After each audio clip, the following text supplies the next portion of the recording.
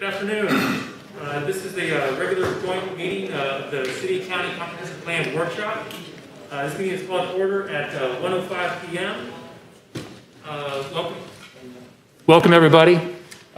One thing, the county attorney and I had spoken about the process for today's meeting, and so I want to go ahead and hand it over to her.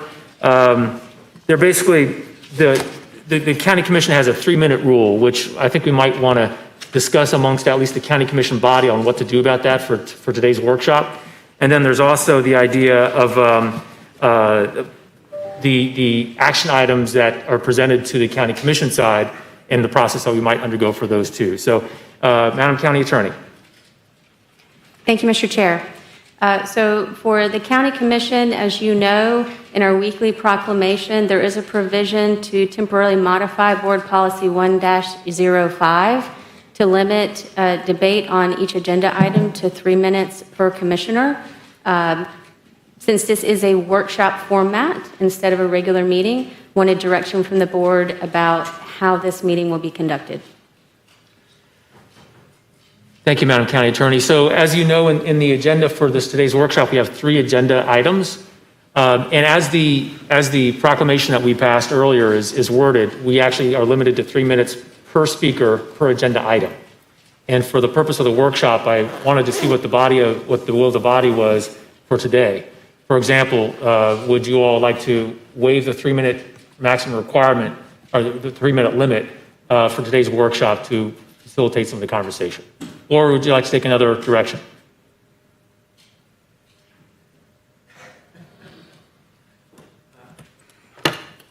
Yeah, Commissioner Welch.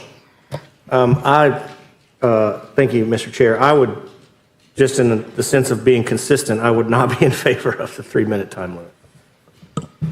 So is there, Commissioner Welch, is that a motion to waive? I would make a motion if that's palatable to everybody, that we not have a 3-minute time limit to discuss. To basically waive the 3-minute requirement. Waive the 3-minute requirement. To waive it? Waive it, not have it. Okay, so a motion to waive the 3-minute limit on the proceedings of this meeting for this workshop only has been made by Commissioner Welch and seconded by Commissioner Dozier. All those in favor on the county commission, in favor of the motion, say aye. Aye. Aye. All opposed? Okay, the motion carries 4-1 with Commissioner Maddox. Commissioner Cummings, did I see that as an aye or a nay? A nay. A nay? Okay, so the motion carries 3-2 with Commissioners Cummings and Commissioner Maddox in dissent, and with Commissioner Jackson and Vice Chair Proctor out of chambers. So the motion has, the 3-minute limit has been waived for the purposes of this workshop. And Madam County Attorney, you had another item you wanted to discuss. Thank you, Mr. Chair. As the commissioners know, there are 2 action items on the workshop agenda today. Just wanted to clarify that since we did not notice public comment except in a written form, and it is board's policy not to permit public comment at workshops, that any vote taken today will have to be ratified at the next regular meeting, and staff will take no action on any vote taken today until that later ratification and public comment. Thank you. Any comments or questions for the county attorney on that point? Commissioner Dozier. Thank you, Mr. Chair. I wondered about that same question because it's typically not our practice to take the vote and have it stand in a workshop. It's normally ratified. For our city colleagues, because we have a transmittal hearing and a joint public hearing for the comp plan on April 13th, I'm wondering if we could use today as a discussion and ratify that decision on the 13th for both bodies, and that way we're in the same alignment. Am I making sense here? I know this is a Leon County policy to ratify it at our next commission meeting. Because you all will be back with us on the 13th for that comp plan, public hearing, and transmittal, it seems like the 2 commissions working together and ratifying this decision on the 13th would be appropriate if our city colleagues are amenable to that. Thank you, Commissioner Dozier. First of all, welcome to our city commissioners. It's a pleasure to have you here. And I did hear that Mayor Daley was going to be joining us in just a few minutes. But any comments or discussion items from the city commissioners? Yes, Commissioner William Scott. I just want to be clear, are we saying we're not going to allow the public to make comments today? Because I thought I'd heard otherwise. Thank you, Commissioner Williams-Cox. The county commission decided at just a recent county commission meeting that the workshop that we would have, the county commission workshops, would not provide for public comment because anything that would discussed at a county commission workshop would then have to come at a subsequent county commission meeting for ratification, at which point then we would have citizen comment on those items. So since this is not a county commission meeting, it is a joint workshop, I think that we ought to at least have an opportunity to express what we'd like to see happen. Absolutely, Commissioner Williams-Cox. In fact, if you wish, you can continue to proceed with the city's policy as it stands. I think in lieu of any other action, that's the policy that I think would probably apply in terms of the city's policy for public comment. On the county commission side, because it's not part of our procedures to have public comment during our working workshops, we didn't publicly notice for comment from the citizens for today, with the idea and understanding that anything that the county commission votes on would not really be officially ratified until it appears at a subsequent agenda item at a future county commission meeting. So our policy is different than yours. If you wish, there's no action required on the city commission's part if you decide to proceed with the normal procedure and protocol for city commission. Mr. Chair, a point of clarification, Yes. if I may. My memory for joint comp plan workshops, last year we held one in February, is that there's been no change in policy. We typically don't have public comment at our joint workshop that begins our comp plan process. And no citizens were notified that they could have public comment today. So that's my understanding, is that this isn't just a county, it may be a county policy because we hold the workshop here, but there wasn't notice on the city or county side that we would be accepting public comment today. Is that correct? Commissioner Dozier, I believe that is, I'll refer to the county attorney, and then I'll comment after that. Thank you, Mr. Chair.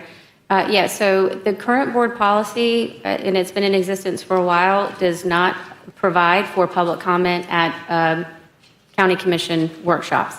As noticed, citizens were provided an opportunity to provide written comment in advance regarding the comp plan amendment items, but there was no notice that people could attend virtually to provide comment or provide public comment in person. Thank you, Madam County Attorney. Yes, Commissioner Mr. Mallett. Chairman, Mr. Chairman, if I may, on behalf of the City Attorney's Office.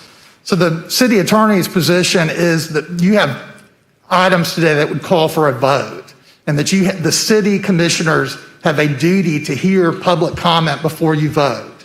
So you have a choice from the city's perspective. You can call for public comment today and hear it at this meeting, or you can defer your vote to a later meeting. But from the city attorney's position, there's a duty to hear public comment before you vote on action items. Commissioner Matlow. Thank you, Mr. Chair. Yeah, that was the point that I was going to make as well. It just seems we obviously have items to be discussed today that the public has taken interest in and would like to be heard. So it would be my preference to proceed with the meeting, have the conversation, but take no action at all today until public comment can be had before we take a vote on anything. And if that's an April 13th meeting, that's less than a month away, that would be amenable to me. Thank you. Thank you, Commissioner Matlow. Any other discussion from the city commissioners? Okay, all right. So with that, I think we would go ahead. I did have one question, Mr. Chair. Yes, sir. Did we have anybody from the request to speak at all? Was there any written comments? Was there any request to speak virtually, in person today at all? Thank you, Commissioner Richardson. I do not have any citizen comments on this workshop. I've got one for a subsequent workshop for the County Commission on Affordable Housing. But no, okay. As far as I understand, there are no requests to speak in person. Madam County Attorney. A point of information, citizen comments were received in written format and distributed to the commissioners in advance of the beginning of this workshop. Okay. So one other question for our attorney. Are we not to take action on these action items today and wait until either a subsequent city commission meeting or the April 13th joint? So Commissioner, you would have choices. You could defer the vote to a later meeting, or you could call and see if there are any comments for the public, members of the public that are here today. And if there are no comments, there would be no comments, but there would at least need to be the opportunity for the public to speak before you vote. Okay, and so if we choose to defer the vote, does that require a motion, or how do we accomplish that? Well, I take it that if you would defer these items to a later meeting, that would be a procedural matter that you would need to decide today. So I take it you would have a vote if you're deferring that, or you would just not take any action today. Okay, but would it require a motion of the body to defer the vote? You see what I'm saying? On the procedural matter, I guess it would be cleanest if you would go ahead and defer, and you would have a motion to continue this to a later date. Okay. All right. Thank you. Thank you, Mr. Chairman. Thank you, Commissioner Richardson. Mr. Chairman. Mayor Daley, I know you just got here. Would you like to take it from here, sir, on the county commission, on the city commission side? Commissioner Porter is waiting to be recognized. Okay, Commissioner Porter. Thank you. So could we make a motion? I have a clarifying question. I was under the impression that we could make a motion to allow for public comment today. Okay, Madam County Attorney. Point of order for our body. I'll defer to Mr. Norvell to give advice to the city.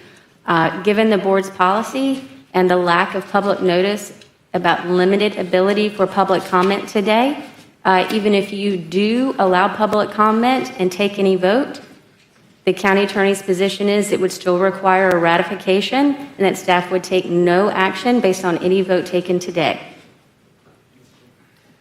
Yes, Commissioner Maddox.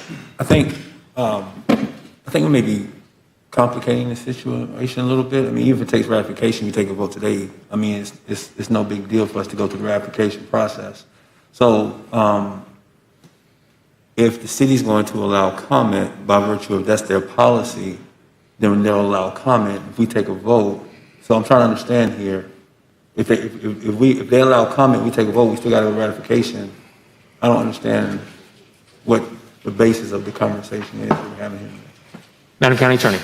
So this is important because the board typically does not have action items on its workshop agendas. Right. So we're just making it very clear to the members of the board and also to the public who may or may not be in attendance that because there is no public comment, if a vote is taken by the county commission today, it will not be binding on this body until a ratification vote is taken later after public comment is received. That's just And Commissioner establishing Maddox, that. thank you, Madam County Attorney. This may be a moot point because as of yet, there are no public Right. requests for comment. Right. Either virtually or here in person in the building. I understand. I don't know. We've never had this depth of a conversation into it. We have taken motions during the workshop since I've been on this board in the past 11 years, and we've just ratified them later. What you're saying is everything that would continue. Now, we have not taken comment, but if the city so decides to do that, because that's a part of their policy, then, Madam Attorney, we can't jump in front of their policy, even though they're in our chamber. So we'll hear that comment, even if it's not part of our policy, correct? That's correct. So I think we got a pretty good basis of how we're going to work. I mean, if the city had any people sign up to speak, I don't think or so. however you guys take your speakers, then you continue to operate as they operate, and then we hear that comment, even if somebody comes to speak, they come to speak to the city, not necessarily us, but we're here. Exactly, Commissioner Maddox. The point that the county attorney, I think, has been saying is that the county commission side did not notice this workshop soliciting, asking for public input. So we are all here to listen to the public input. If there are people that wish to speak here in person, we will hear them. But the county did not explicitly put out a notice for that public comment to occur. So we have to do it at some point.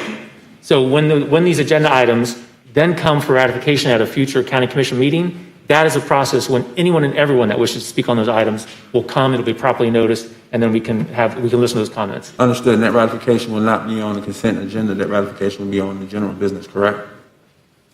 Madam County Attorney. I believe that's board direction, so that would be correct. Thank you. Mr. Chairman, Yes, who's speaking? Commissioner Porter. if I might, I was just asking a clarifying question, understand what our options were. I would not be comfortable with any public comment that's given today substituting public comment when there is notice to be given. That being said, I would like to hear from the public if people are here today that want to speak, not to substitute it. That's kind of where I'm coming from, and this is my first experience doing this. I would love to avoid this ever happening again. If there is a way that we can figure this out before the meeting in whatever way possible, because I do think this is confusing and we've spent a lot of time on this. Commissioner Porter, I agree with you. Let me try to offer something that might be a good compromise between the two governing bodies, but yet it's still, we're here for the public, right? We're here for the citizens. Currently we have no public, physical or virtual requests to speak yet. But between now and the actual time when we have agenda items, that could change. Let me propose this, and if this is something that is amenable to everyone. We have Artie's and the other presenters come in, present each agenda item. Before there is any type of action taken on an agenda item, we then open it up for the public to speak. Both the city commissioners and the county commissioners would hear those public comments, after which then the county commission and the city commission would then take action on that agenda item. Now, for us on the county commission side, we will be required to bring those agenda items back for ratification, and that public comment opportunity will be there fully noticed. The city commission can do what it wishes per its own procedures and guidelines, but if we do something like that for today's workshop, we then have the opportunity, consistent with the city commission policy, to allow public speaking at workshops. Does that sound like a decent approach? Okay. Again, right now, as of this moment, we have no requests to speak, either virtually or here in person, but consistent with the city commission policy, it's, we can offer that opportunity for people should they wish to speak on individual agenda items as they come up. Yes, Commissioner. Chairman, thank you. Mr. Mayor, I would suggest that if we hear speakers today, if we decide to take action, then we have a ratification vote later, either a subsequent city commission meeting or the April 13th joint meeting. We allow, because we didn't notice for public hearing either. Right. And that's why nobody's here or have requested to speak. So it would certainly be unfair for us to take a final action and not give the public an opportunity to speak. So that would be I would make that a motion, as a matter of fact, that we hear public hearing, we hear public comment today, and that we have again, I will say the April 13th meeting for purposes of discussion, that we have a ratification vote and agenda that meeting for public comment prior to our final action on April 13th. That would be my motion, Mr. Mayor. Second that, Mr. Mayor. Thank you, Mr. Mayor Pro Tem. Mr. Chairman, is it appropriate to entertain a motion? Yes, sir. Yes, sir, Mr. Mayor. Your change. Okay. Motion on the table by Commissioner Richardson, seconded by Commissioner Matlow. Okay. Any discussion on the motion?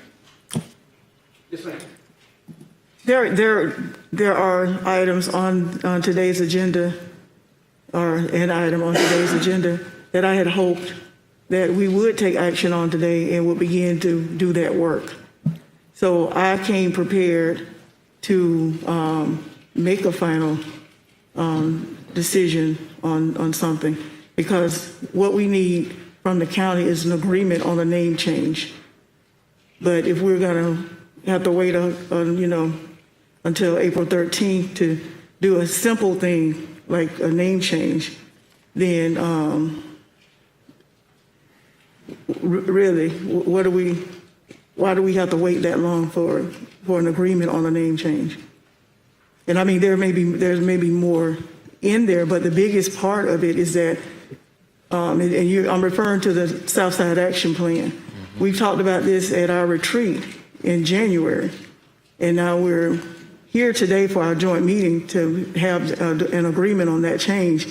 And now we're saying we're going to wait until April. So that means that we are now 4 months into where we could really have made some great strides and start. But I will acquiesce and go along with my colleagues, but I just wanted to note that that is just prolonged an anticipated start date for what we were trying to do. Okay, good question. First of all, I do apologize for being late. Commissioner Porter. Commissioner Mellon, did you have your hand up to speak? No, that's. And Commissioner Porter? Well, I'm just wondering, to the point that was just made, don't we have to wait anyway to take any action? As our city, Yeah. Mr. Attorney, we have to wait anyway. So the action we're Because they're not taking gonna take effect. has no bearing I'd like to hear on. what the attorney would say. So Commissioner, our City Attorney's Office, our position is that there is a statutory obligation to give speakers the opportunity to speak before you vote. So you have choices. I recognize that there may be some noticing issues, but if you call for public comments today before the City Commission takes a vote, at least you would be complying with the statute and you would give the public the opportunity to speak before you vote. You also have a choice that because of the noticing issues, that if you want to defer this to a later meeting, I recognize that you may call for public comment today and there may not be any because of the noticing issues, but it would be your choice then to defer it to another meeting. But our position is you have an obligation to hear public speakers before. Thank you. Mr. Mayor, on point. Yeah, Commissioner Mellon, Mayor, Is that the question? I think I'm confusing myself now. Yeah, and my only Not good. hesitation would be that we didn't notice for public speaking Sure. today. Right, Neither the city nor the county. right. And so, Hence the reason why nobody has signed Right, up right. to speak. so I would not want to withdraw the motion for that purpose. Okay, well, there's a motion on the table. There's a second to the motion. Any further discussion? All those in favor signify by saying aye. Aye. All those opposed? Passes unanimously. Okay. Okay. Mr. Chairman. Thank you, Mr. Daly, Mayor Daly. Commissioner Dozier. Thank you, Mr. Chair. I appreciate that action by the city, and if I heard the motion correctly, Commissioner Richardson, to move it to our joint discussion on the 13th, I think is more than appropriate, because we would be hearing from the same citizens. Right.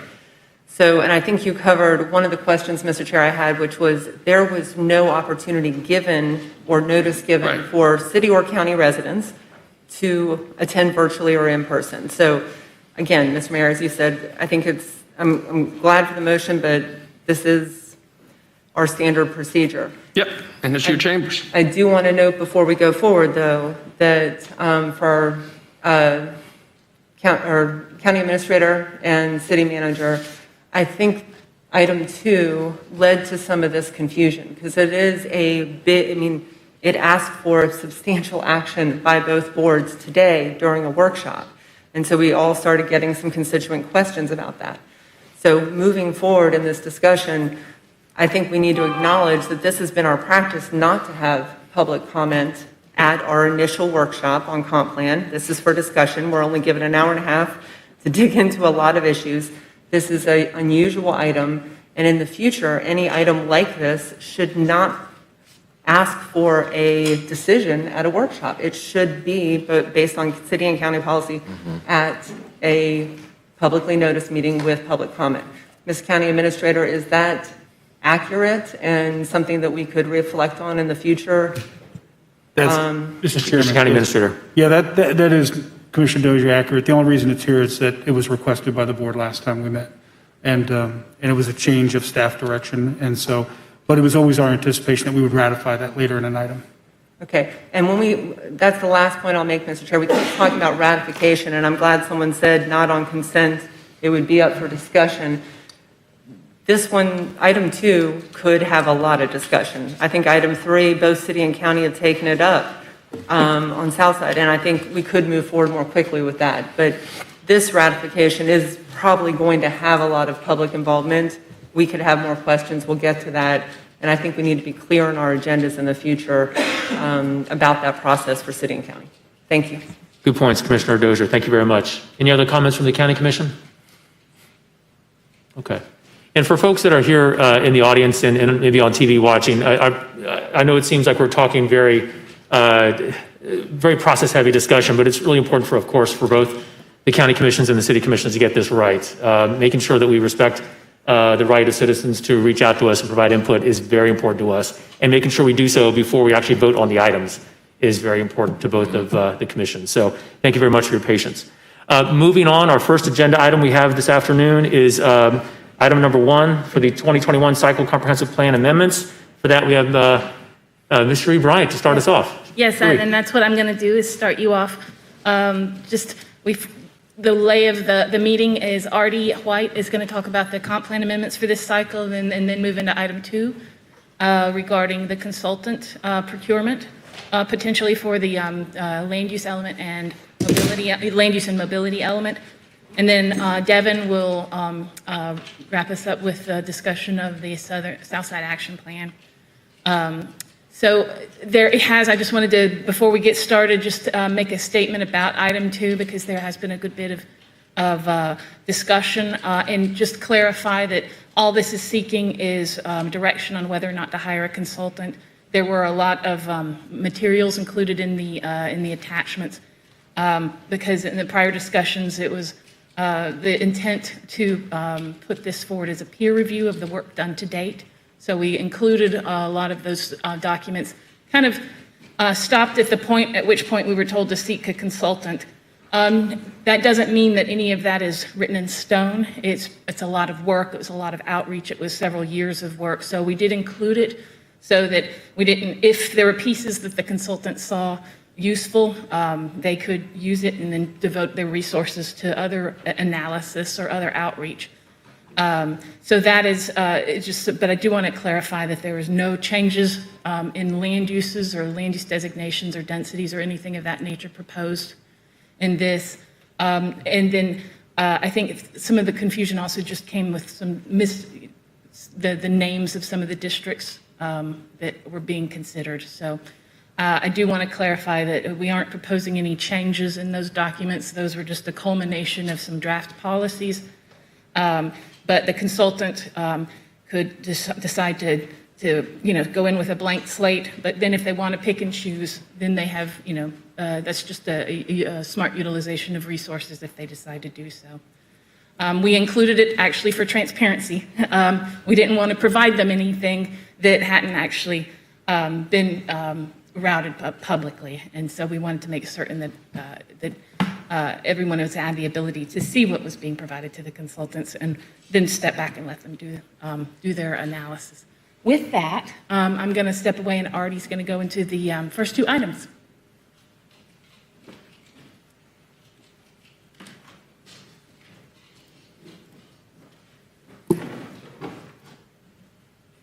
Good afternoon, Commissioners. Thank you for the opportunity to be here. I'll start off with the first item on the agenda. I recognize that we have a lot to cover today and not necessarily a lot of time to do it. So if it's okay with you, I'll just go through all of the proposed comp plan amendments for the 2021 cycle. But if there's questions that come up along the way, please stop me and I'm willing to answer anything that I can at this point. But I'll just kind of move through this item before we move into the second workshop item. This comp plan cycle, the 2021 comp plan cycle, has 4 proposed amendments. We actually started off with 9, but through the process of the public process that we go through for comp plan amendments, 5 of them were withdrawn, largely because of conflicts with the conservation element and or the Southern Strategy Area, soon to be Southside Action Plan. And so we actually only have 4 amendments at this point, and those are the ones I'll focus on. 3 of those amendments are map amendments. Those are amendments to the future land use map and the land use element. One is in the city limits. It's a small scale amendment, meaning that it is 10 acres in size or less. 2 of those map amendments are in the county. One is a small scale and the other is a large scale being greater than 10 acres in size. And then there's 1 text amendment proposed to the mobility element. This is the overall schedule for the comp plan cycle. So we've already done the public open house. We've done a workshop with the local planning agency, the public hearings with the local planning agency, often referred to as a planning commission. It's the same body. Today we're at the workshop. The point of this would be if there are any questions or additional information sought on any of the amendments, we can make note of that, and when we come back on April 13th for the public hearing, we can provide the answers to those questions if we don't have them today. So I can't promise I'll be able to answer every question you have today, but I can promise that we'll look it up and bring it back to you on the 13th if there are questions I cannot answer. If it is a small-scale amendment, like the one map amendment in the city and one of the two in the county, the adoption would be April 13th.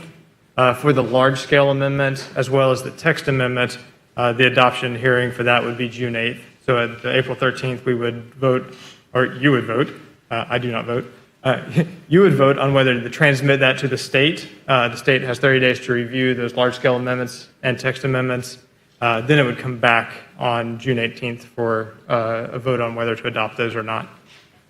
The First Amendment is to the mobility element. This would be a joint amendment, so it would require both the city and the county to approve this.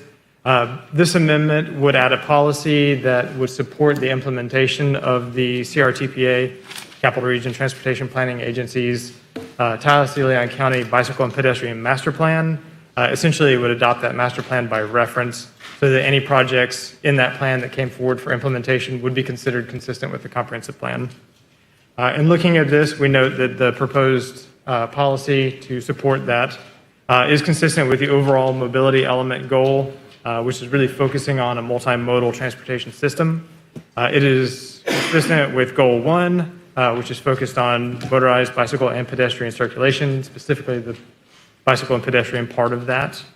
It is consistent with our complete streets policy, and is consistent with the policy that says that in coordination with the CRTPA, the city and county would maintain a bicycle and pedestrian master plan and pursue implementing funding. So I know no action is being requested tonight, but just for information, both staff and the local planning agency are recommending that this proposed amendment get adopted. The next amendment is the small-scale map amendment that's located in the city of Tallahassee. We're looking at here is approximately 0.2 acres of an overall 0.44 acre parcel. This is adjacent to the Chick-fil-A on Tennessee Street, kind of for reference. I guess one of the two Chick-fil-A's on Tennessee Street now, the one on the south side of the road. What the applicant has requested is to take the portion of this site that is in the university transition land use category to suburban. 0.24 of that parcel is already suburban, so it would essentially take it from having split land uses to one land use for the entire parcel. With that, they're also requesting a rezoning. Similarly, it would take the portion that is currently university transition and take it to the commercial parkway zoning district. This is the site. Some of you who have been around as long as I have may note that this is the original site for Proof Brewing. One interesting thing about this site is you can kind of see the line where it splits the land use and the zoning. Is you have a retail establishment that fronts Tennessee Street with a limited amount of parking on the front. The rest of the parking is behind the building, but there's no way on the site to get from the back of the site to the front of the site, which is what the applicant is wanting to do, is redevelop the site so you can actually have kind of cohesive circulation through the site. Looking at this, we found this to be consistent with the suburban land use. It meets that pattern of integrating different uses kind of adjacent to each other. It's not necessarily mixed use in the vertical kind of sense, but it's mixed use in what we would consider the horizontal sense. So you'd have different uses kind of next to each other. We also found it consistent with the requested zoning, commercial parkway. Specifically, this zoning district is intended for arterials with a lot of traffic on it. That would be Tennessee Street. It is in the MMTD, and so the provision that says that this would only apply in the MMTD if it kind of meets that development pattern of more of the existing land uses being a lot of single use, kind of adjacent to each other. That's what we see here. We see a mixture of different kind of retail and commercial and even residential kind of together, so it follows that suburban land use pattern. Because of that, we found it consistent. And staff recommendation is to approve both the land use and the rezoning. Local planning agency agreed, and their recommendation is also to approve both the land use and the zoning. The third amendment is the small-scale amendment in unincorporated Leon County. So for this amendment, only the county commission would vote. It is approximately 1.6 acres located near the intersection or at the intersection of Appalachia Parkway and W.W. Kelly Road. They're requesting to go from the rural land use category to the suburban land use category. With that would be a rezoning as well. The request would to take it from the rural zoning district to general commercial. We refer to that as C2 zoning district. Looking at that, we found this to be consistent with the Tallahassee-Leon County Comprehensive Plan, specifically the suburban land use category that talks about having shopping and employment opportunities within convenient location to low and medium density residential, and if possible within walking distance to those residential areas. And it also kind of defers to the zoning districts for some of the details of that. One of the things that we always look at when we see an amendment or receive a request for an amendment to change the designation from rural to anything else is whether or not that location is inside the urban services area. And so we provided this map to show that this site is indeed within the urban services area. We'll note that when we're looking at areas designated rural on the future land use map, the intent is for that to be an area that is not going to receive urban services, which is kind of in conflict with being located inside the urban service area. So we find that this amendment would actually resolve that conflict. If it's inside the urban services area, it's intended for urban services, and so it should not be rural because rural is not intended for urban services. We also note that the requested zoning district, C2 general commercial, is supposed to be located kind of like the suburban land use category near low and medium density residential, and it is not intended to be a large scale commercial, more like what you would have seen on the previous amendment on Tennessee Street with Commercial Parkway. This is supposed to be a small scale commercial, really to just serve the needs of the residential areas adjacent to it. Staff recommendation on this amendment is adoption of both the land use change as well as the rezoning. The local planning agency concurred with that, and they also recommend approval and adoption of the comp plan amendment and the rezoning. The final amendment for this cycle is a large-scale map amendment in unincorporated Leon County. This is approximately 51.1 acres in size. The request was to take it from urban residential 2, that's a residential district that allows up to 20 units per acre, to take it to the industry and mining land use category, which allows for light industrial, heavy industrial, or mining activities. One of the things that we noted looking at this is that there's a utility easement that goes through the property. As you can kind of see on this previous map, on the map on the left, that is in yellow. So that is currently designated government operational on the future land use map. And so we worked with the applicant to revise their request to keep that in government operational because we want to ensure that that utility easement for those transmission lines are protected, kind of despite whatever else may happen on the site. The applicant has agreed to this, and so they're good with changing the request to industry and mining and government operational. With this, there would also be a rezoning to take it from the R3 single-family attached two-family residential to the mining district, and then the utility easement would go to the government operational zoning district as well. Looking at this, there were a number of policies that we looked at very closely for this. One was regarding existing residential areas and the encroachment of incompatible uses. Staff looking at this, there was a list of criteria, and specific to the requested land use and zoning is that the applicant would have to demonstrate that they can prevent or mitigate off-site impacts from those industry and mining uses. And specifically, when they submit a site plan, they must be able to demonstrate protection of adjacent non-industry and mining properties. For context, we provided this map You can see the site in the hatched outline. Oh, let me go back. And then on the north and western sides of that are other mines from various mining operators.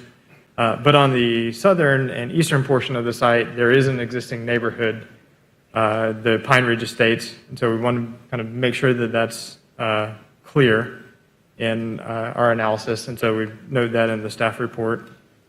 One of the things that the local planning agency wanted us to do, which is actually why the public hearing was continued, and we had a second one one in March for this amendment with the local planning agency, is they wanted us to work with the Development Support and Environmental Management Office to look at what the site would look like and what areas would need to have buffers and setbacks.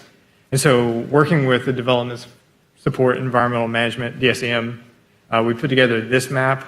Note that the utility easement would not allow any mining activities in it. That's kind of in a light lavender color. The zoning, the mining zoning district requires setbacks of 50 feet from the property line. So nothing could be done within 50 feet of the property line surrounding the entire parcel. As far as buffers, it would require a type D buffer. Type D buffers are the most intense buffer in the Leon County Land Development Code.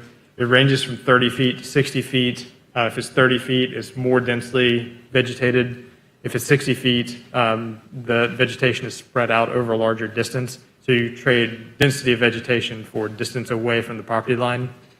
We did note that there is a sinkhole, and what we believe, because this was a desktop analysis, a sinkhole on site. They would have to have a buffer of 35 feet away from the upper elevation of the sinkhole. We believe there's a water body, kind of based on our aerial photography and our GIS. On the northern part, they'd have to do 50 feet buffer away from that water body. And then to get the permit from DSEM, the residential areas would require a 200-foot buffer from the residential areas to where they could start mining. And that buffer would have to be planted at 40 trees per acre. If this did get approved and moved forward and went to site plan and permitting with DSEM, the applicant would have to complete a natural features inventory, which would actually determine for sure that those environmental features are what we suspect that they are. So at this point, it was kind of a desktop analysis. And so this is a conceptual map, but they would actually have to complete the natural features inventory before being able to get a site plan or a permit on this site. And if we are correct in our assumptions of what these environmental features are, those are the setbacks and buffers. So this information was useful to the local planning agency, and so I wanted to make sure that I covered that here as well. Staff recommendation on this was to recommend adoption of both the comp plan amendment and the rezoning. The local planning agency is recommending that you deny both the comp plan amendment and the rezoning. This is the overall schedule. Again, those small-scale amendments would be adopted on April 13th. And then the last amendment, the mining one, as well as the text amendment for the bike ped master plan, would come back for adoption in June 8th. And I'm happy to answer any questions on any of these amendments, or we can move to the next workshop agenda item. Thank you, Artie. Any questions from the Cedar County Commissions? I've got Commissioner Dozier, and then Commissioner Maddox, did you want to speak? Okay, Commissioner Dozier. Mr. Chair, I don't know if we'll have questions, city or county, on any or all of these items. Could we take them up individually, just call for questions on each one and then move forward, both Yes, city ma'am. and county, if that's amenable? Is that all right with you, Mr. Mayor? Yeah, All right. sounds great. So I'll just start with the first, and for those of us long-term residents who might remember the Magic and Fun Shop, that's the location on West Tennessee, the site that's in question, and that was a Tallahassee institution. So many of us were sad to see it go, and I didn't mean to belabor this, Mr. Chair, but I did have a fun thought of, kind of including some recognition of magic and fun in whoever develops this property, and wanted to give them a brief remembrance here as we see the passing of this property. Thank you. That's it. Thank you, Commissioner Dozier. Any questions on our side on the First Amendment as proposed? Yes, ma'am. Commissioner Porter. Thank you. So for the Proof Brewery former property,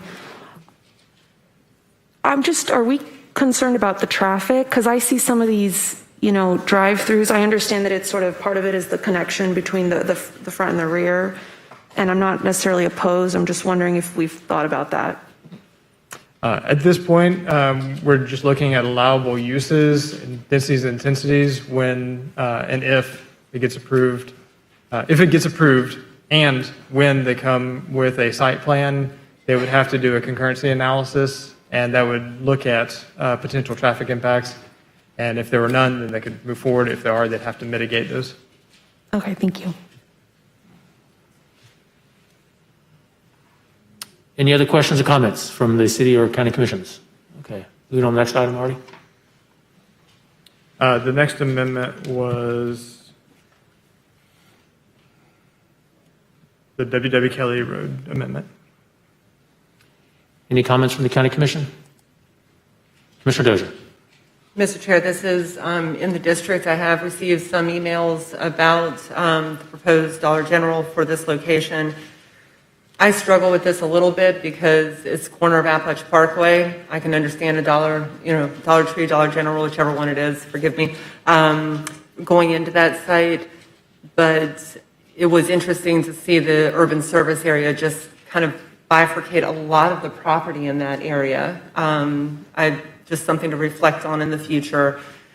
And I'm not sure this really meets the goals of suburban and walkable and other things. I mean, it is more of a rural business on a major artery or, on a highway. And I can get to it with that, but I'm just struggling with that definition of suburban for this. So I can get there for today, for sure. I want to hear more from the public as we move forward to transmittal. But I guess the last thing I'll say is some people have raised a question about the proliferation of dollar stores, and some communities have tried to tackle this to make sure we have diversity of retail in different areas, particularly in food deserts and other spaces. So it may not be something we need to look at for this item, but I think it's something we need to think about in the long term in different parts of our community. Thank you. Thank you, Commissioner Dozier. Any other comments from the county commission? Mr. Mayor, I'll hand it over to you. I don't, Commissioner Porter? I also got some of the emails about this, and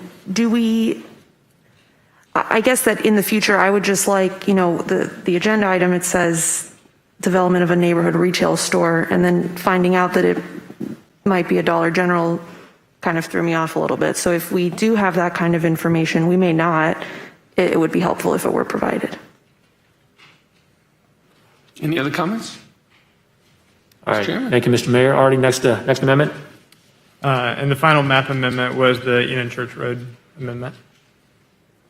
Any other comments or questions from the county commissioners?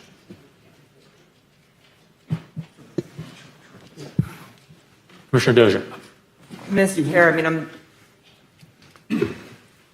I think this is a big one that both city and county will need to reflect on. We have a split decision from our staff and our planning commission. I have a lot of concerns looking at the history of, I'm glad you did that deep dive, Artie. It looks like there was mining activity maybe after a permit was issued or closed out. You had to really do a lot of investigation. Is that right, to figure out what has happened on this property over time? That is correct, Commissioner. Yes. Okay.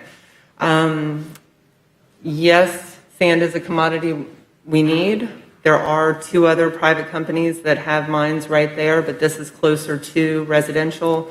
And the environmental features, just the amount that we know of so far, I think pose a big concern on this property. The karst features, the wetlands. It led me to wonder if in certain categories, particularly for mining, if there's any way we could require a natural features inventory before we get to a comp amendment. This is a substantial land use change, only to find out in the next phase that an NFI is going to prevent mining activity. So I don't know if that's something we could require in the future as we look at the comp plan revision. But I have major concerns about this property because of the history that you've included in the item, and I look forward to hearing from others about this. Thank you, Commissioner Dozier. Any other comments or questions from the county commissioners? Seeing none, I'll pass it to Mayor Daley. Mayor Pro Tem, did you have a question on this? Yes, thank you, Mr. Mayor. Yeah, I have serious concerns about this, this type of mining activity. 200 feet is not very far from somebody's backyards where children play, where the elderly are. I don't think anybody anywhere would buy a house knowing this type of mining activity would happen just 200 feet away. I mean, that's dust flowing up into the air, the wind blowing it into where you're playing it. It's just very hard to get there. I saw that. The local planning agency said that it's not consistent with the comprehensive plan, and I agree with that. Like, that's not, our plan would not be to have this type of activity that close to residential areas. Thank you, Mr. Mayor. Any other comments? Mr. Chair? Thank you, Mayor Daley. All right, let's introduce the next amendment. That was the last. That's it. That's it. Okay. Other than the bike code master plan text amendment. Yeah, great. Thank you. All right, county commissioners, any last minute discussion items, questions? Okay. Mayor Daley, any last minute things from City Commission? Anything? Seeing none? All right. Thank you, Artie. Next item, please. Okay. The next item is the consultant services for the land use and mobility elements. Just to reiterate some of the points that Cherie made earlier, I do believe there are some misconceptions that arose on some of the materials. First, the misconception that we would be increasing density in the in-town neighborhoods to 26 units per acre. That is absolutely not what we would propose. That's not what's in the plan, even just the draft working materials. I know that some of it is easy to confuse. There's a lot of similar language used. The future land use map that was proposed in the working materials identified a general urban land use. It also identified a general urban neighborhood land use. That map is purely based on the existing zoning districts. So general urban would apply where properties are currently central urban 26 zoning, hence the 26 units per acre. The general urban neighborhood land use category, if someone was looking for that in that plan, they would not find it because it has not been written yet. The reason for that is ATN, Alliance of Tallahassee Neighborhoods, specifically wanted the consultant to do some analyses, and they were working with the city's growth management department to work on neighborhood compatibility standards. And so we were waiting for both of those processes to be done before writing the land use category. The intent would be for it to be an in-town RP district, and it would be worked on with the neighborhood. So the misconception that we wanted to increase in-town neighborhoods to 26 units per acre is not true, and quite frankly, not something that I would ever recommend. The second misconception is that we wanted to avoid the public input process.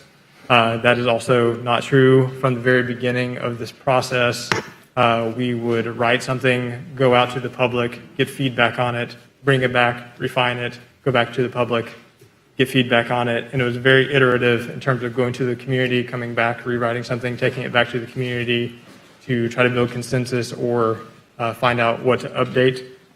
And so the point would not be to avoid public input on anything. That was the heart of this project from the very beginning, was to align the land use and mobility elements with community values. The next steps on that draft would have been to continue working on it, write some language, and then take it to the community to get feedback on, revise, delete, add new things, go back to the community, get more feedback. And so it would have continued that iterative process of writing, going back to the community, getting feedback, and then taking that feedback to heart. And then following that, it would go to the local planning agency, plan commission before coming to the city and county commissions. So definitely not trying to avoid public input. And if you read the history of this project, that was attachment 3, I believe, in the agenda materials, I hope that you could see that we took public input very seriously and would not try to avoid that. And then finally, the other misconception I believe that is out there is that the draft working element would be in the RFP. that would not be in the RFP. When we select a consultant, we want to select them based on their qualifications and the proposal that they submit. If they would find that document useful as informational resource, as we identify in the agenda materials, then we could provide that to them. But as Sheree mentioned, we wanted to be transparent and not just provide a document to a consultant after they're selected without it at least having been presented in a public forum like this. So out of the abundance of transparency, before we give something to the consultant, we wanted to make sure that it was available since it had not previously been available because we stopped before we had a chance to go back out to the community with that document. So with that, I will go over a couple of considerations. All of these are detailed in the agenda materials. When we were asked to basically do two things, one, look at what would be required of expanding the scope from just the land use and mobility element to all elements of the comprehensive plan. We went back to the statutory requirements, and that's included in the agenda materials because at a minimum, we have to meet the statutory requirements. Above and beyond that, there were a number of requests from various community groups. I'm sure you saw those in the letters that we included in the agenda materials. We would want those things that were requested by the community to be part of the scope of services for a consultant for this project. In terms of the budget, we looked at two different things. One, we reached out to other local governments who have done similar work and summarized that in the agenda materials. We also, kind of recognizing that none of the similar projects that we found were an exact proxy for this, we released a request for information that both the city and the county directed us to do. We didn't just do that on our own. But we released a request for information and heard back from a number of consultants who have done projects like that. And then the numbers, the budgetary numbers that are included in the agenda materials are based on both of those things, the efforts in other communities that we talked to the local governments on, as well as what the consultants said that they've done similar to those projects. Two other things that are kind of important to note. First is every 7 years per Florida statute, we have to do what is called an evaluation and appraisal review. We call it the EAR for short. Our EAR would be due January 1st, 2023. And so that is something that we would need to do. The point of an EAR is to make sure that as things change statutorily at the statewide level, that nothing in our comp plan is inconsistent with Florida statute. And so we'd have to do a full review of every element of the comp plan and then recommend updates based on changes at the state level. It's also generally a really good opportunity to do other cleanup if there are dates that have passed, if there are department names that have changed. One example would be going from City Public Works to Underground Utilities and Public Infrastructure. Very minor thing, but we'd want to make sure that our comp plan is up to date in terms of even those minor details. And so that's something we would need to do moving forward and have the EAR review, the review of it done by January 1st, 2023, and then subsequently any amendments that need to come forward because of that adopted in the next cycle. The other part of it is, according to Florida statutes, if you adopt changes to your comprehensive plan that would trigger changes to land development code, you have to adopt those land development code changes within 1 year as well. And so that is a budgetary consideration to account for also. We'll note that our comprehensive plan is composed of 11 different elements. 8 of those are required by statute, and so those are the ones with the asterisk next to them. 3 of them are optional. We'll note that up until 2011, the public school facilities was a required one. We still have to have a level of service for public schools, but it does not have to be its own element anymore. So, while it's an optional element, there are parts of that element that are required, even if they're in a different element. So, just kind of wanted to note that. In putting together the staff recommendation on this, a couple of things that we really took into account. First is the land use and mobility elements are the 2 most amended elements of our comprehensive plan. I think that's illustrated in the proposed amendments that we went over in item 1 of this workshop, where 3 of them were to the land use element and 1 of them was to the mobility element. And that is consistently how it is. Predominantly the land use element, and then kind of secondarily the mobility element are the most used and amended. As we went through this process and is summarized in the agenda materials, we did do a state of the land use element analysis and identified a number of structural deficiencies with the land use element. That has basically just resulted from it being amended so many times between when it was adopted in 1990 and today, where we have goals or we have policies that don't have a goal, and some other places where they're just placeholders for policies, as well as some of the other things that are identified in the agenda materials in terms of structural deficiencies of the land use element. So in terms of it, what elements have the most need in terms of being updated, we identified the land use element as the primary one. The staff recommendation uses previously budgeted funds that would help kind of move this process forward more quickly. Otherwise, we will have to come back, and we're willing to come back, but we would need to come back and go through the city and county's respective budget processes, which would delay the process a little bit. So that was just something that we considered. The staff recommendation builds on the public engagement that we've done from 2015 to 2019. We had not done any public engagement on any of the other elements. It was all focused on land use and mobility. And we recognized that people took time to come to those meetings and give us feedback. And so we wanted to honor that contribution in terms of public engagement that we've done. We do note that anything that a consultant puts together in terms of land use and mobility, if you go with staff recommendation, would have to be consistent with the other elements of the comprehensive plan.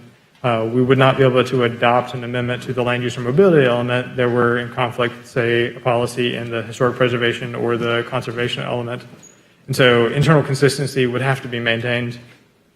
The timeline, we're looking at approximately 1.5 to 2 years for the staff recommendation. There is the option that if you wanted to, in future years, budget for adding on different elements, you don't have to stop at the land use and mobility. We could go through the budget process, add another element, do the housing element, do the economic development element, whichever elements that we would be directed to do. We can come up with the budget for that, work through the process, and you could add those kind of year after year if you wanted to do the entire comp plan, but spread it out so you don't have to pay for it all at once. While the land use and element update are underway, we could work on the other elements through the EAR process to help clean up those outdated references, policies that have milestones or dates that have passed. We could clean those up, see if they're still relevant, if they've been accomplished, potentially remove them. If they have not, kind of try to understand why and update the milestone date for that. Look at level of service standards and do just kind of general cleanup to those other elements. That might actually make the updates, if you decide to add future elements in the future, a little bit easier to do because they're not as outdated. They've already been cleaned up, and so the update of those elements could be a little bit more straightforward. And as I noted, any amendments to the comprehensive plan that result in changes to the land development code would need to have those code amendments adopted within 1 year of the comprehensive plan amendment being adopted. And so at this time, there's no budget for land development code updates. But that's something that as we kind of go through this process, we could get a better idea of what the consultant is proposing and the cascading effects that would have with the land development code and come back to you with estimates for that. We're approximating at this point, if a consultant moves forward with land use and mobility, that it could be between $150,000 and $300,000 per code, and the city and the county have separate land development codes. And so the staff recommendation on this item is to issue a revised request for proposal for the land use and mobility elements. It would include reviewing for consistency, that internal consistency that I noted, and have targeted cleanup of the other elements as we go through the EAR process. And then option 2 is to accept the summary of public input. This is different than the draft land use and mobility element that is also included as attachment, but this is noting that we've summarized all of the public engagement that we did in 2019 and would like to provide that to the consultant to ensure that they get a full understanding of everything that we've heard to date through this process. And I'm happy to answer any questions you may have on this workshop item. Thank you very much, Mr. White. On the County Commission side, we have its first speaker here is Vice Chair Proctor. Thank you, Mr. Chairman. Commissioners, good afternoon. Mr. White has given us a lot of rah. First of all, I don't support paying for each individual element of our comp plan to a consultant. We hire a staff, and over the years, our planning department has been sufficient and capable of meeting the moment of the EAR report. This is not the first that we've ever done. For the amount of money that we need a consultant to inform our collective intellect, I disagree that we need that. I think that this is an opportunity to engage the urban planning component at Florida State and the graduate students there, that if we have a 2-3 year run or window, that it gives them a tremendous opportunity with hands-on experience to look at our comp plan, to look at its inconsistencies, and it really is a real opportunity to partner with the graduate schools that deal with urban planning and those things. I would certainly recommend looking at that versus paying for some consultant. And typically when we pay for a consultant, it's almost like, why would you pay for someone's advice that you disagree with? So your back is against the wall, and that report typically drives the train of what we recognize as options, and you've paid good money, and you almost feel shame to not to support the consultant that you paid good money for. And then secondly, you feel a little intellectually not as well equipped to challenge the consultant, because the consultant's words and vocabulary sometimes is a lot more fluent than us individual commissioners, at least for mine. I want to say that I think this can be done. We've done this in-house before. I think of the name Wendy Gray, that we've done this before, the EAR report. And I don't know if we're supposed to applaud that name, but I just reference it as a model of leadership, which we had in-house. And I think that before we spend up a bunch of money and hire a consultant, let's consult with the Florida State, other people who may have a program consistent with this right here. Thank you, Mr. Vice Chair. Any other comments from the county commissioners? Artie, I've got a few questions, please. As you know, we received quite a bit of citizen comments about this agenda item. And to try to generalize it into just a couple of sentences, much of the concern has been from that draft, right? The draft that was in the packet. And I compliment you and your team for being transparent. It would have been the wrong choice to not publish that and not share that with the rest of the city and the county commissioners. So I thank you for putting that out there. What I think many people, from what I've discussed with folks, what people are concerned about is that draft is imposing certain directions upon the consultant that will be hired, if one is hired. How can we ensure to us, the commissioners, as well as the public, that the right communication to the consultant will be conveyed? That if that draft is presented to them, how can we make sure that they're starting with a clean slate of looking at Leon County and Tallahassee and making sure that the recommendations they propose to us are not influenced where they conflict are not influenced by that draft. Commissioner Chairman, that is something that we could specify in the request for proposals itself. When we ask them to submit a proposal to us, we kind of outline the parameters for what we're looking for. And we can be very clear that, yes, we've done previous engagement. Yes, we have a draft, but what we want to hear from you as a consultant is, start from scratch essentially, or give us a clean slate, bring new ideas to us, bring new processes, procedures, things that we may not be aware of. If you would like copies of the previous work, it can be provided as an informational resource, but it is not the intent for a consultant to use this as the basis of it. And so that's just something we can be very explicit about in the RFP.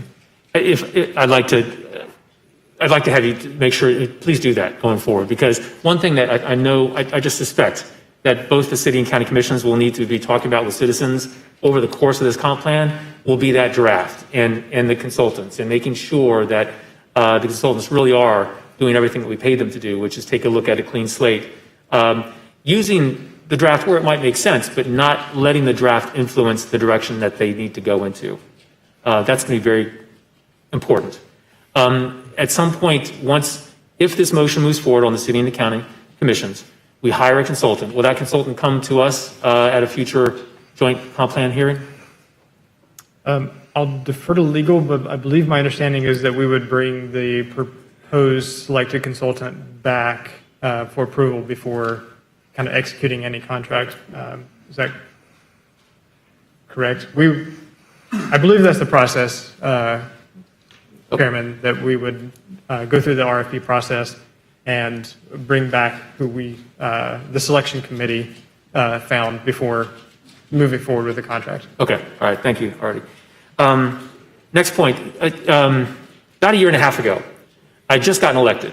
And at that point, this is about April 2019, the intent, at least at that time, from both the city and county commissions, was to consider whether to hire a consultant for just land use and mobility. That was where we were about a year and a half ago.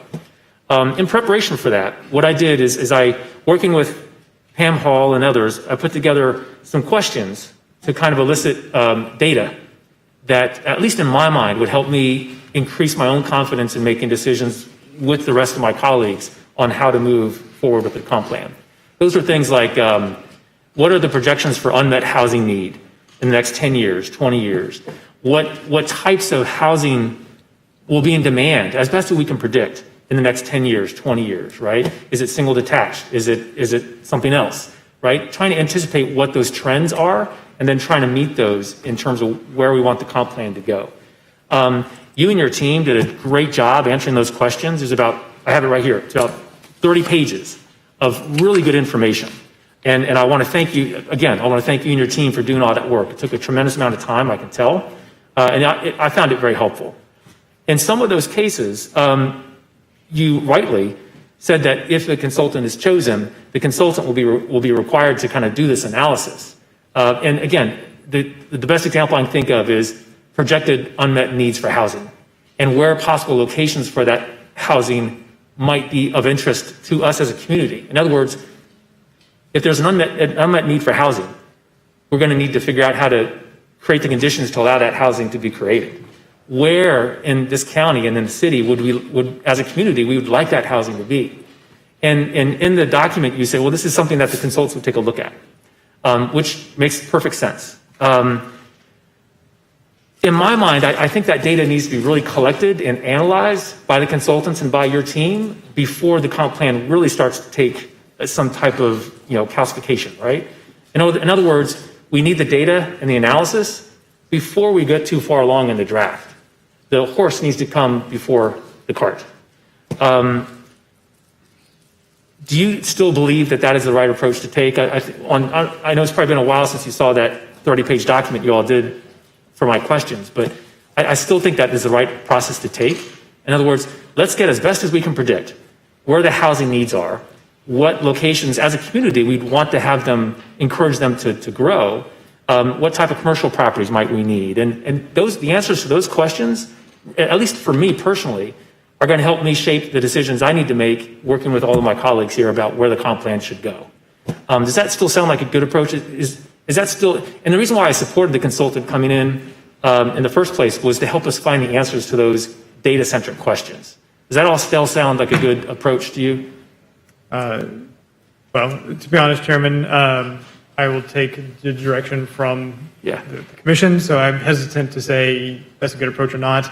But I will say that the way we've written the previous RFP and would move forward would be for a consultant to do those analyses and have those analyses inform the policy that are written. So it sounds very consistent with what you're saying, Commissioner. Yeah, that makes sense, because, at least for me personally, I don't feel like I have the confidence to really push forward on a certain direction or agree on a certain direction of the comp plan until those basic questions about growth trends and unmet need, as best as we can look in the crystal ball, where the answers to those questions are going to be, right?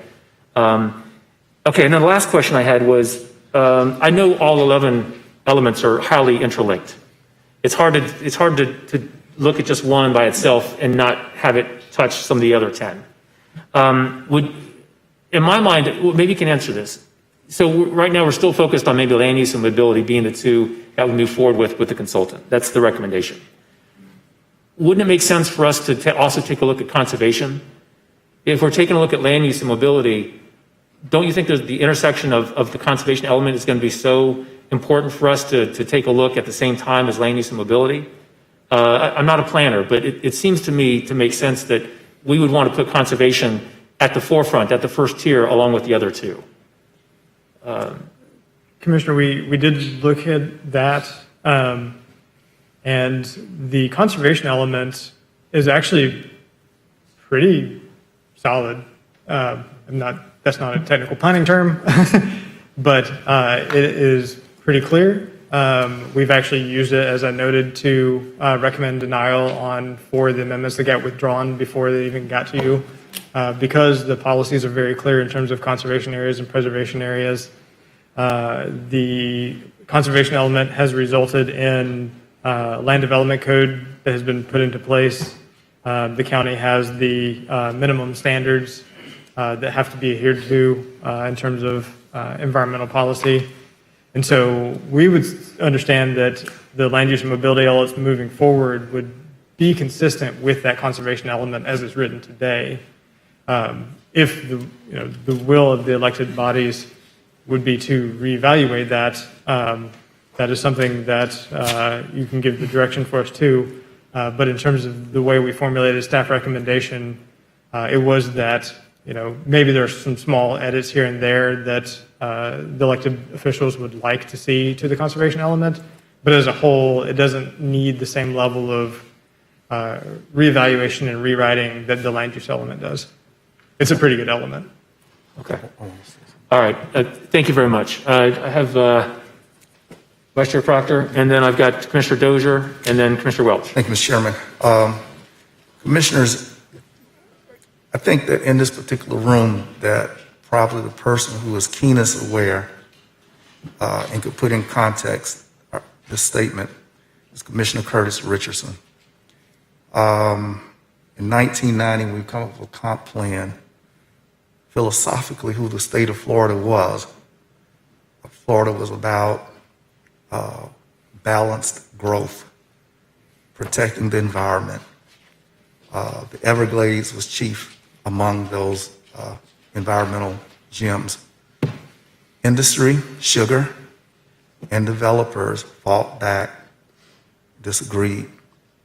And when Commissioner Richardson worked for Governor Childs, he's aware of policies to conserve, to balance growth. After Governor Childs and Governor Bush come along, the state of Florida decided that balanced growth wasn't its modus operandi, but that development became its theme. And so what used to hold accountability in these processes for comp plan and, well, the state government got rid of the Department of Community Affairs. all of this once upon a time ran through the Department of Community Affairs when Florida was focused upon balanced growth. The 800 people that have moved to Florida every day since 1980, you talk about 800 people don't come to the southern border of Texas every day. But Florida has a run on citizens moving here that's hell of a more crises that strains our environment far greater than Texas has of people coming 800 every day. But the philosophical suasion of the legislature, just be damned.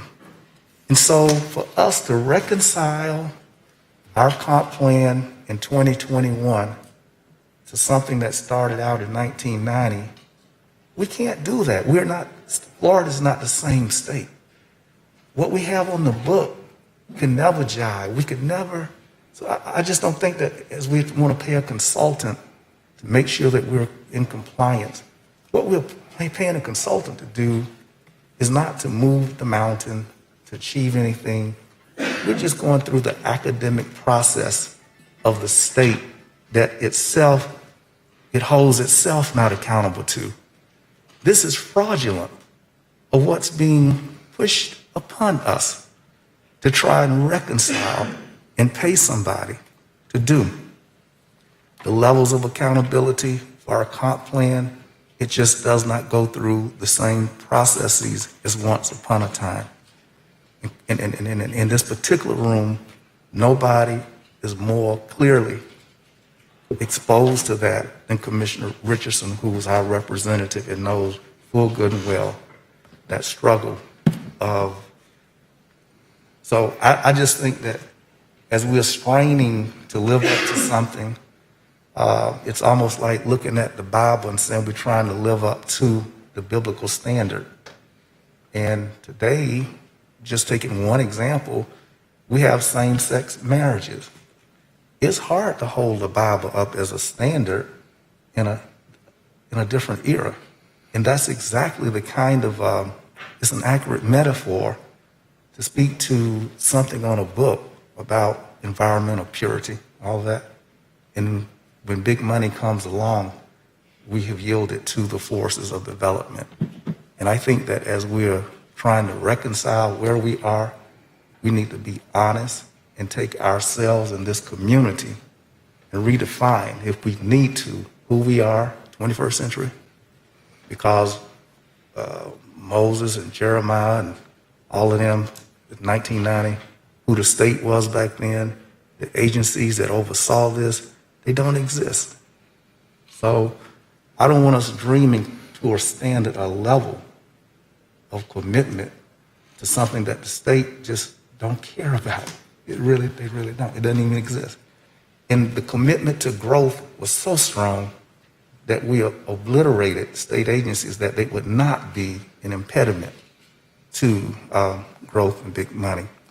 So we're not in 1990, and I think what would be a wonderful thing to do is to allow a blue panel citizens group to be assembled with our staff working with them in the review. And if I'm not mistaken, Vince, I'll ask our county administrator, was that not the process of days gone by that we actually had at the beginning stages in going through element by element, a citizens group guided by, chaperone, whatever you want to use, with our staff, and that was more of a genuine artifact in terms of its reflection as well as in its engagement of our citizens. This week, last week, whenever it was, we had an outsider who selected 5 people to serve on the CSC. Now we're talking about hiring an outsider to make recommendations to us about the comp plan. This should not be a corporate type thing. And when you begin to get, you sanitize the local engagement, and that process should be people-led, people-driven, people, all of those big words with people, local. And I think that the arrangement ought to be another big people committee to go through these elements, save us that money. And we have a lot of talent. You invoked the name of the late Dr. Pam Hall, people like that. And it's difficult to believe that the brain trust this community sits on, that we're not capable of engaging the people and making this a community-based process. Thank you, Mr. Chairman. Thank you, Vice Chair Proctor. I have Commissioner Dozier and then Commissioner Welch. Thank you, Mr. Chair. Well, that's quite the place to pick up on here. Our brain trust, and I'm going to recognize, as many of us have mentioned, Dr. Pam Hall, who is no longer with us, and she's been on my mind. I've been reviewing text messages from her, which is like a little Bible on comp plan history itself, in the last few weeks. She was one of the first people to say we needed to hire a consultant. This has been 6 years coming. You mentioned Dr. Pam Hall was one of the first people to say back in 17 and 18 that we should hire a consultant, recognizing the incredible work from our staff, the incredible talent and input of our community was a integral and required part of this process. But that doesn't mean that a consultant, which we hire often for lots of different things, another expert outside of our own house, as Artie, I think you said a moment ago, to let us know if there's new ideas, to have a third party look at the process. That's just good business. And we aren't the community we were 30 years ago. Lots of things have changed. And I want to recognize the incredible work that you've done at the planning staff, and I think particularly led by Artie White.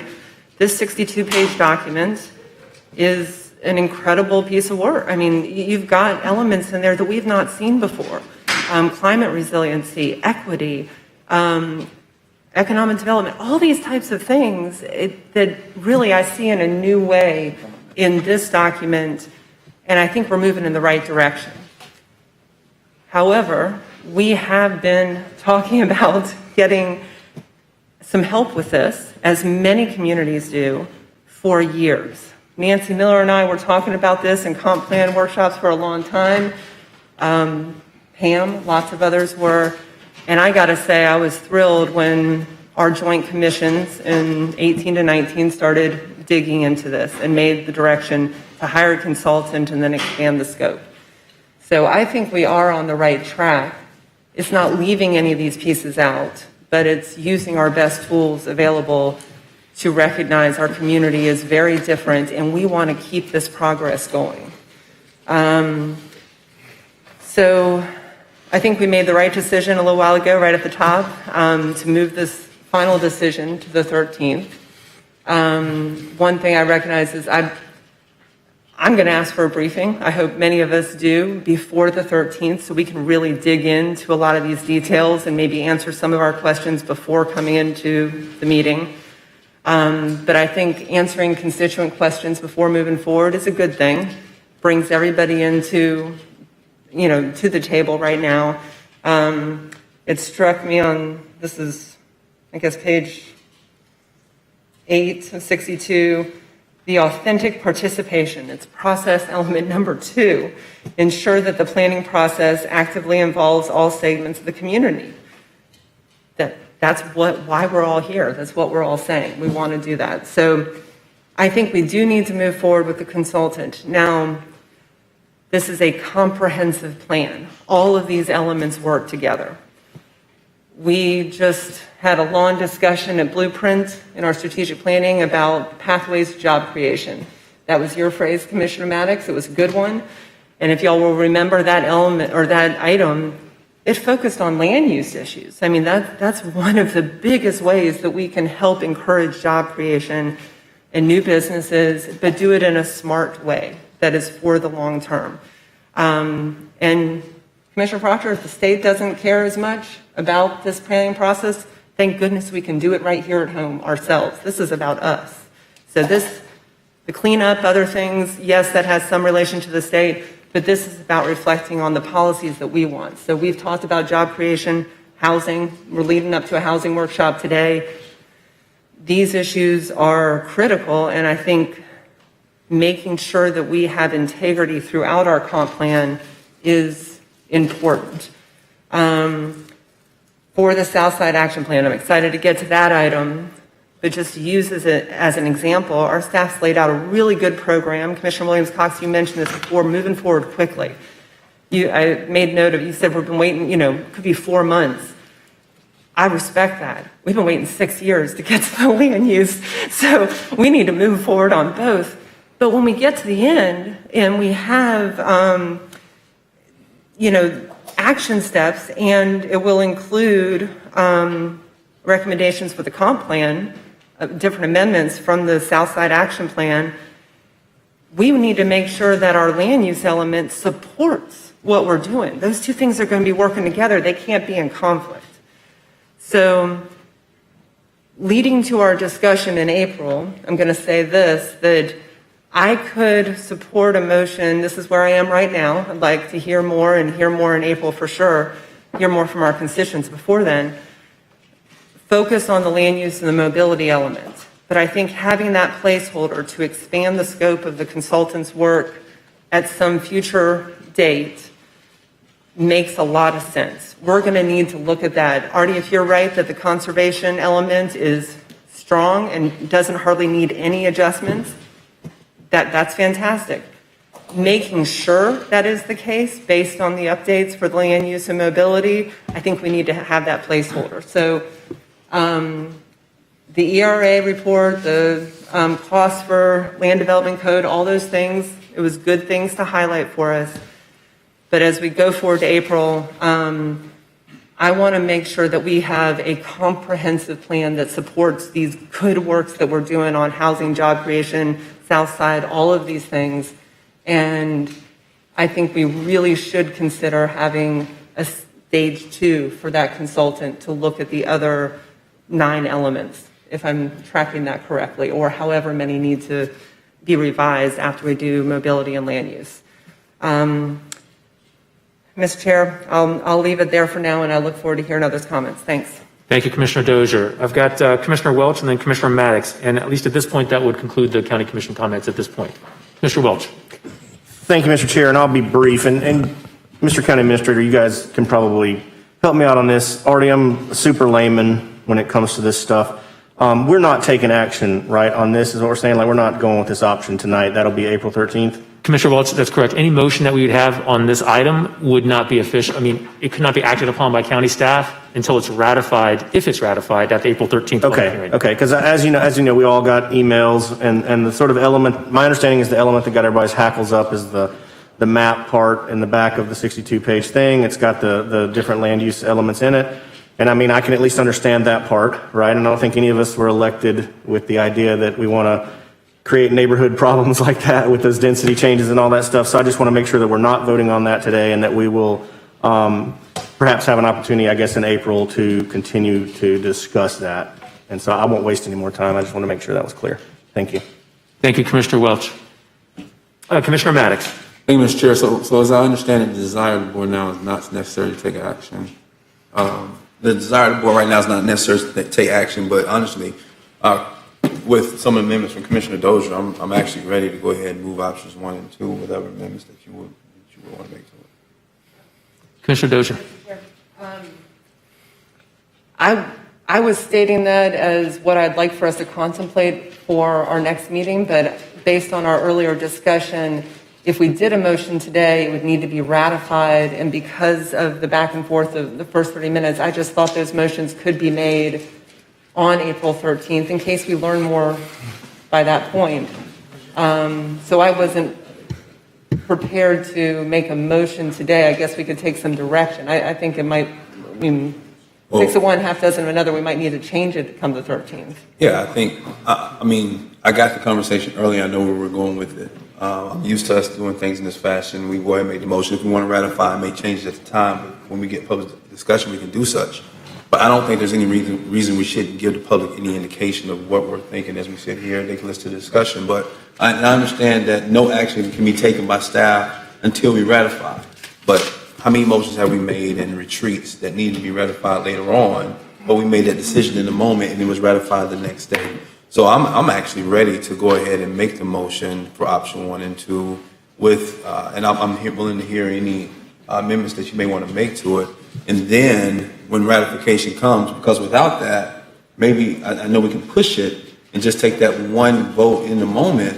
But I think if we go ahead and make the motion today with whatever modifications, I'm willing to listen. I think it gives the public an indication of where we're headed, which brings those out who feel really strongly about it. And then in that moment, if we need a ratification, we need to make any changes, we do that. That's what I'm traditionally used to us doing. And I'm fine with us continuing to move in that direction. So I'm going to go ahead and make the motion for options 1 and 2. Mr. Chair, if you'll recognize it and entertain any amendments that could be made or any commissioners want to make to it. Is there a second to the motion? Second. Okay, motion's been made for staff recommendation of options 1 and 2 by Commissioner Maddox, seconded by Commissioner Jackson. Any other discussion? Yes, Commissioner Dozier. Mr. Chair, I can't get there with you, Commissioner Maddox, just because of all the feedback we've heard from the public and the dialogue we got in with our city colleagues a little while ago. I could get there with a motion to clarify this for the 13th. Bring us back something that clearly says a consultant for the land use and mobility item with the possibility to expand to other items, other elements rather, after that initial work's been done, to clarify that the draft that's here is just for their reference if they wanted, to answer some of those constituent questions. I think narrowing the motion or our focus a little bit, getting a little more clarity in our agenda item for April 13th would be good. Mm-hmm.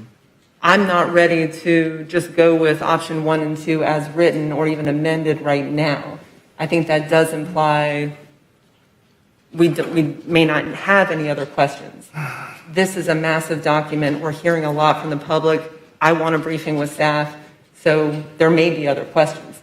But if you can get there for a motion just to say, this is the general direction the county might want to go with a scope that includes land use mobility first, with an option to expand for the other elements, and to clarify the discussion that we've had today about what the role of that consultant is going to be vis-a-vis the draft, I can get there with you.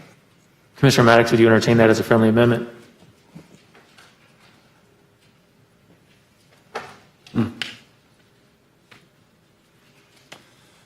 Madam County Attorney, what Commissioner Dozier is asking as a friendly amendment, which would change the motion in the... It's not an amendment. Yeah, it's not an amendment, it's a whole new motion. What's the difference between what she's asking in the motion and the option, in the staff recommendation? Madam County Attorney. Thank you, Mr. Chair. I think it just provides more detailed specificity about what that agenda item would look like when it comes back at your next meeting.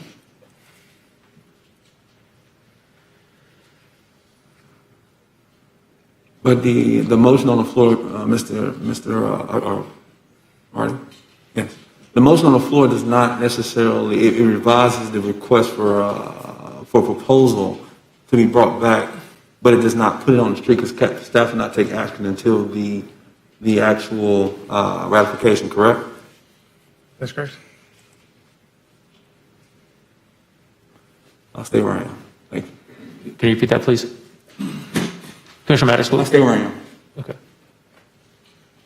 Commissioner Dozier, do you have a comment?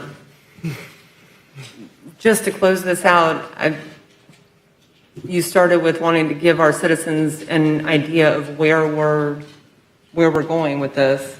And this says direct staff to revise the RFP. We could have a lot more discussion. I just don't want to get sideways once we get to the 13th. I think there's going to be more discussion. We're all going to learn a lot more in the next 3 weeks. This is the first time we've seen this 62-page document. It is an incredible piece of work. The last public document was 13 pages. So I can't get there because it just, I think will confuse things come the 13th. That's all I'll say. Motion is as it is. Thank you, Commissioner Dozier. Commissioner Maddox, thank you for the motion. I'm trying to think about how I'm going to vote on this myself. At first, I was thinking about voting for it with the understanding that this is not a binding vote. It doesn't direct staff to do anything.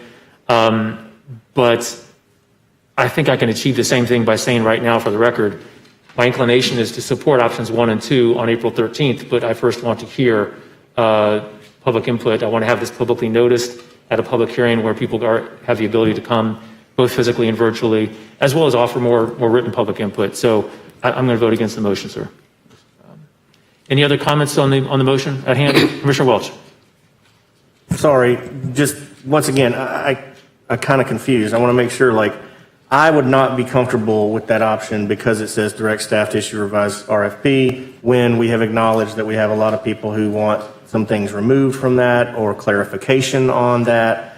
And so that's what I was kind of saying before Commissioner Maddox's motion, as I would prefer that we just get more information as we move to April 13th. And then, is that Thank you, what we're Commissioner talking Welch. about? Commissioner Maddox? So as not to create a vote that's going to be obviously split, I guess I'll go with your amended motion. I think if we're going to move in this direction, even if we're going to come back and with all the staff direction, all the information that we're asking for, say today that, hey, we're probably going to move here, why not move here? I just don't think we send the right presence to the community to say. It's not that we're not trying to hear what you have to say. We all know that if we went with options 1 and 2, and we had a lot of community members come back at the ratification to say, well, we want this included or this change or that change, what are we going to do? Well, we're going to sit up here and say, okay, well, let's postpone the ratification until the next meeting and have that conversation with the citizen. So if we go with 1 and 2 today, or we give the direction that Commissioner Dozier is asking for, either way it go, if that document is not right and to the community's liking, or if we don't like what we're hearing, we're going to push either that date or the ratification. Now, it's a 62-page document. I'm sure we all read it. We all looked at it. I felt pretty comfortable with it. There are some questions that are there that I felt like if we took some action today, that staff could more clearly explain. Plus, we get a lot of emails asking us to clarify some things that could have been clarified in the interim before we actually had an opportunity to ratify. But I think there's an opportunity to do either or. But I'm not so dead set on 1 and 2, which I do think is a good idea for us to move direction, that I'm willing to have a 4-3 vote to get it done. So I will make the motion in the restated Commissioner Dozier. I'll make Commissioner Dozier's motion, so thereby we can at least try to get to a 7-0 on this, but give staff the direction of how we want to move forward. With the indication that, hey guys, I'm telling you right now, one of the last conversations I had with Pam Hall on her back porch was, we need an outside consultant. The third party needs to come review this. So why are we playing with people and to say, or not saying today, that is what we're going to do, and that's exactly what this does. Now it may change some of the direction later on, but I don't think there's anybody up here who's not going to at least put that proposal out there, given the information that we've had and the conversation that we've had with our constituents. Matter of fact, the only person I heard speak to say not to hire a consultant was Commissioner Proctor. Everybody else said move forward with it. So are we saying today that we're going to come back on the 13th on the next item and then change our minds totally and say we're not going to do it? To me, I just think we could be at that ratification point, but I'm not going to press the issue. So, Commissioner Dozier, if you restate what you're asking for, matter of fact, I'll withdraw my motion and allow you to make your motion. Thank you, sir. Commissioner Jackson, would you, as a seconder of the original motion, would you accept its withdrawal? Yeah, that's fine. I just want a clarification on the definition of, it sounds like we're talking about targeted cleanup amendments, anything that comes up that would need to be discussed, which is contained in option 1. Artie, where's Artie? Can you define targeted cleanup amendments? Yes, Commissioner. That would be outdated statutory references. There are some references to Rule 9J5 of the Florida Administrative Code. That rule no longer exists in the code, so we would update that. And then things like, I know that the comp plan refers to DSIM as the County Growth Management Environmental something. The name is not accurate anymore. And so the targeted cleanups would be those pretty straightforward, easy cleanups to just kind of bring everything up to date. Okay. Yeah, that doesn't include public input or public discussion or any of that sort of thing. The amendments would have to go through a public process, so there would be an opportunity. Okay. For public. Thank you, Artie. Thank you, Commissioner Jackson. And just remind me, please, did you accept the withdrawal of the amendment? So Commissioner Dozier. Mr. Chair, I want to recognize and thank our city colleagues. When we are all sitting at the same table, I think we get in the dialogue a lot more, over these items. We have the dialogue together versus just the county and then the city. So before we get there, are we allowed to make a motion to move our affordable housing workshop past 3 p.m. to give our city colleagues time to get into this item and for us to get to item 3? Madam County Attorney? And do we need a motion to that effect? That would be clean to do it that way. Okay. I'd make a motion to postpone the affordable housing workshop to 3:30. I'll second that. All in favor of the motion as stated, say aye. Aye. All opposed? Motion passes unanimously. Thank you, Commissioner Dozier. Thank you. And the only board direction, and I think we need to wrap this up and hand it off to our city colleagues, was to look at our agenda, for the agenda item that comes back on the 13th, to look at a scope for the RFP, land use and mobility, that could be expanded, as staff indicates in the item, to include other elements at some point in the future, and to address some of those concerns that Artie and Cherie already talked about related to the draft report that's in the item, other questions that have come up from constituents, just so we have a really clear rundown of what that RFP is going to be, and we can take action hopefully on the 13th. Okay. So that's your So motion. that would be a motion, just staff direction to include that information in our next agenda item. Thank you, Commissioner Dozier. It looks like it's been seconded by Commissioner Welch. Any other discussion on the motion on the floor? Vice Chair Proctor. Mr. Chairman,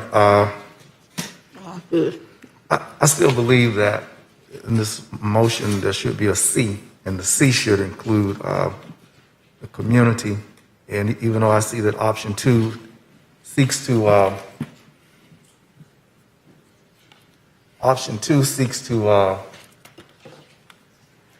take 2019's citizen input, but I would suggest to all of us that that's not fair.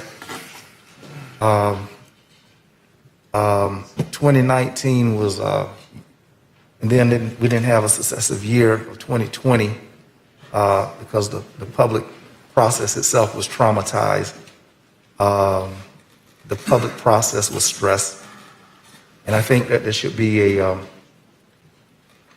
more contemporary engagement and not take the public's voices of 2 years ago as the last and final word before they have seen a work product. It is not fair to just take 2019 and say we got the public's comments and rubber stamp what's going to happen in 2022 sometimes. So given the whole public has been traumatized, I believe that option 2 should be a current thing. I believe it should involve the community as we go. And I think that we should pitch a urban student apprenticing component and making sure that we have youth, because the stuff that we're talking about is shaping the next 30 years. And frankly, it ought to be some people who are going to be around that long for the next 30 years. And they're quite likely could not be here. But to those young people coming out of an urban planning context, them involved in shaping the future of Tallahassee, Leon County, is just some room at this table for younger personalities to also have a voice. So, Commissioner Dozier, I'd like to offer the amendment of a C on option 1 to have a concurrent community engagement component that's fresh. Mrs. Hall, Dr. Hall did not, well, she didn't talk to me like that, so I didn't know she had asked for a consultant, so I didn't know her that close. But I trust that you knew and know and represented her call for a consultant. But I believe that we should have a student component, and I think that we should have an active, engaged community component. I want to ask the county administrator, maybe Wayne may know, that the previous year processes, was there not a community or a citizen component that was the active oversight board with year processes? Or that's not true. Okay. Mr. County Administrator? Long story short, I mean, if you go back long enough, we've done it all kinds of different ways. We've done it almost entirely in-house when we've done previous reviews with the use of citizen committees and that sort of thing, as well as utilizing consultants. We're here now, and the options before you reflects numerous previous decisions by the board to get us here, wherein the commissions have took the option. We started off, if you go back far enough in this discussion, with bringing you an item that was done in-house, which then became based on the commission's direction to engage a consultant. Okay. Is it illegal to have the community involved? You said we've used different arrangements in the past. Would we be out of just old school and too old to just abandon that approach and just go strictly with the new era of consultants only? I mean, is that too shaggedy? Mr. County Administrator. Thank you, Mr. Chairman. No, I don't know exactly how to respond to that. No, there's nothing illegal or inappropriate about that. Cool, great. County Attorney, is there anything illegal with involving the community, our FSU students or FAMU students in this process? Madam County Attorney. No, Vice Chair Proctor, there's not. Okay, thank you. I just wanted to clear the way for us to recognize that it's the will of this body if we want an element C under option 1. And Commissioner Dozier, could you accept those recommendations that I've made? Commissioner Dozier. Thank you, Mr. Chair. Commissioner Proctor, my motion is entirely for additional information for the agenda item to come back. So I don't think it needs to be expanded. I assume citizen engagement is going to be a critical piece of this puzzle, no matter how we do this, as it has been in recent years. So I'd like the motion to stand as is. What this does is give us 3 weeks to work through these details and have the discussion again on April 13th. So we can ensure that citizen engagement and other things are included at that time. I'm good with the motion. I'd like to move forward. Thank you. Thank you, Commissioner Dozier. I have Commissioner Cummings. Oh, Mr. Chairperson, yeah, I had some comments quite a while ago. So probably 30 minutes ago, but I believe the withdrawal of Commissioner Maddox's motion and the friendly amendment, Commissioner Dozier addresses those. But I just want to follow up. I know Commissioner Proctor has left the room, but I believe what he was addressing as far as the youth and the students from Florida State and perhaps Florida A&M University is those individuals to be engaged from, I guess, an internship standpoint as opposed to community engagement, if I'm not incorrect, Commissioner Proctor. And so I think it's a great idea. Those students are studying urban planning and different aspects of growth and development. So I was looking at it from a standpoint not so much of community engagement, and certainly we want community and the citizens to be involved in this process because we were talking about a long-range document. But I believe Commissioner Proctor was concerned about utilizing some type of internship program where we could use the young minds in the analysis and the formation of how we want our city and county to develop from a holistic standpoint. So I support that concept, and I'm not sure, Mr. Chairperson and County Administrator, if that is something that we could adopt going forward, especially since today we can't I understand, ratify anything until the 13th, after we have had citizen input. But I think his suggestion goes beyond citizen input. We want to engage, our students from the two universities. Why not take advantage of what we have here from an educational standpoint? And I'm not sure how we can incorporate that into a motion, or if we can, but I think it's a great idea.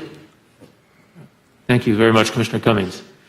Yes, seeing no other comments from the County Commission, you got Commissioner Maddox, and then we'll wrap it up after that. Thank you, Mr. Chair. Mr. County Administrator, Madam County Attorney, would that kind of direction, because I too agree with Commissioner Cummings, Commissioner Proctor, would that kind of direction need to be included in a motion in order for you guys to contemplate making it an option for us to consider on the 13th? Mr. County Administrator. Thank you, Mr. Chairman. We can bring that back, but it may be better to defer to Artie. I don't want to assume that we're not doing it. Our Joint Planning Department has a long-standing relationship with the Urban and Regional Planning Program, so let me defer to Artie on that. Let's speak specifically, Artie, to the idea of an internship versus just a simple citizens group. Okay. Yes, Commissioners. In the Planning Department, we currently actually have 2 Florida State University interns. Every year we advertise internships to Florida A&M and FSU. And then like this year we have 2 from the planning program that we could definitely involve in the project. If there was kind of more desired, we can look into that. But definitely we would want to keep our interns who are learning, kind of on the forefront of planning, to bring those ideas and share them. And to be honest, when we have interns in the planning department, we treat them just like staff and expect them to work with us as a team. So it's always very mutually beneficial. They learn from us and we learn from them, and happy to engage them in the process. Artie, you said 2 FSU interns? That is correct, Commissioner. Would you contemplate the idea of expanding specifically for this item, because this is a pretty big thing that we're doing, I think, and provide those who students are involved a heck of an opportunity to learn when it pertains to comp plan and things like that. Would there have to be a consideration to expand the program if we want to do it specifically for this item? Would that be something, Mr. County Administrator, Artie, that you've ever done or that you will contemplate doing, and would you need direction to do such in the form of a motion? I believe what we could do is reach out to Florida State University and get an understanding of how that would work. I know that there's opportunities for maybe a studio project or something, but I'm not really sure the details. And so any information we get, we could kind of bring back to you on that. But at this point, without engaging Florida State University or FAMU, it's hard to speak for them. Yeah, I'm asking, I guess in short, I'm asking what these commissioners asked is that you engage FAMU as well as Florida State to see if there's any interest from those programs in getting involved specifically with this item. I understand you have 2 interns from FSU, but I think this is pretty big. It'd be a pretty awesome thing to be a part of. We can engage them to see if there's any interest in the university or the students in getting involved in this process. Thank you, Mr. Chair. Thank you, Commissioner Maddox. Mr. Chair, I was just going to include that in staff direction to explore those options. I appreciate the discussion. I just didn't want to prolong it too much, but I thought we already had interns. So I'll expand the motion if my second will go with me on that, just to bring us back any information about the option for using additional interns. Okay, thank you, Commissioner Dozier. Thank you, Commissioner Welch, for accepting that change. We really need to move on quickly, but Vice Chair Proctor, do you want to wrap it up, sir? Yes, sir. We have an opportunity to not have this particular record sanitized, and we talk frequently about accommodating the students and the 70,000 students who live, who pay taxes, who do this and that. We have a chance to structure them in what will be the Bible of our community, the comp plan. If we could, why would we write the Bible and just have the priest and the priestly class involved when we have a chance to be progressive and to reflect in our direction a C element that purposefully embraces the genius of the youth of our community, Florida State. It purposefully states we recognize what we produce in Tallahassee, We don't produce tires and automobiles, we produce genius. That's what we do.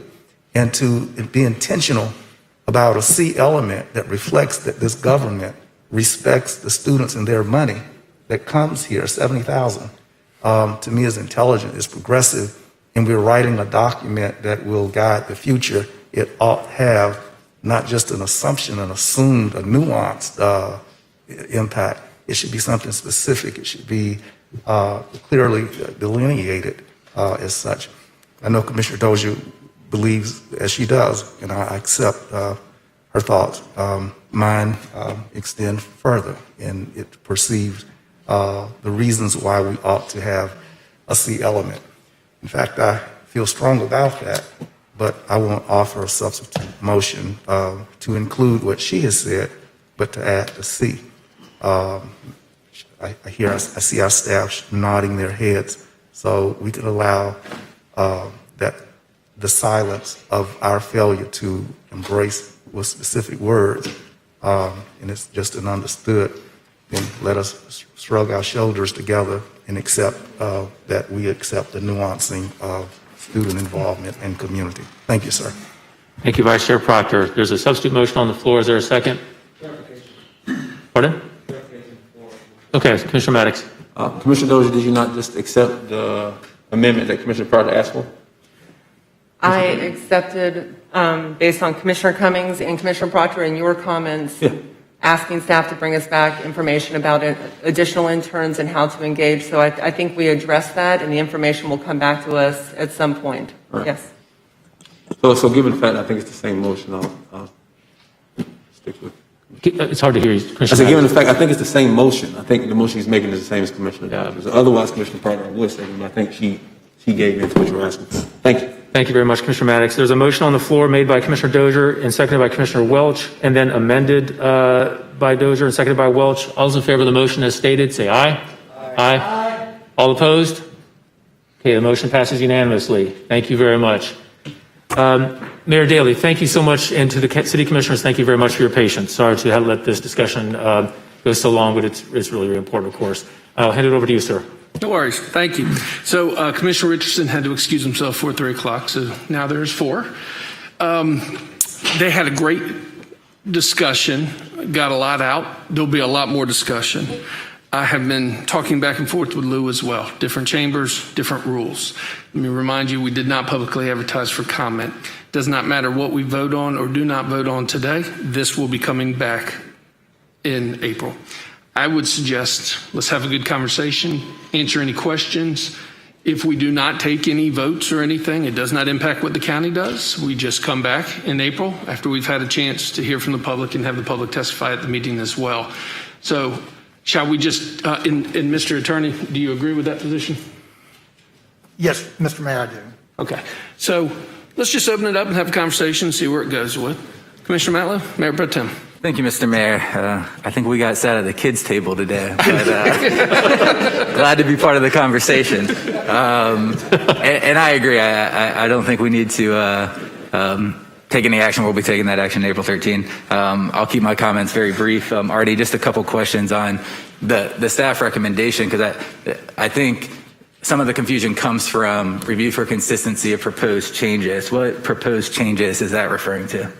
That would be whatever the consultant comes up with after they go through the public engagement process, do the data analysis.